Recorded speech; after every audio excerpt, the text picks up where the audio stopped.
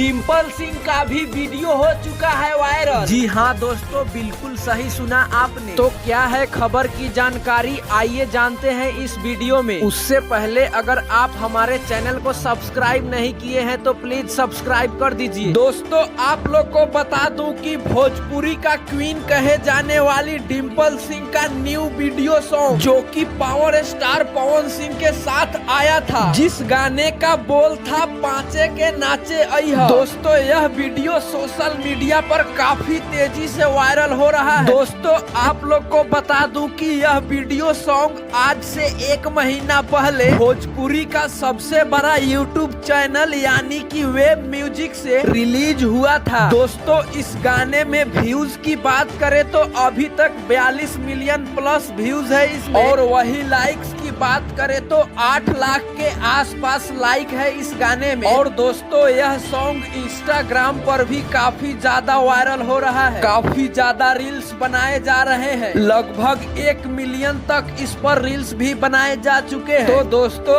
आप लोग को डिम्पल सिंह के बारे में क्या कहना है नीचे कमेंट करके जरूर बताएं।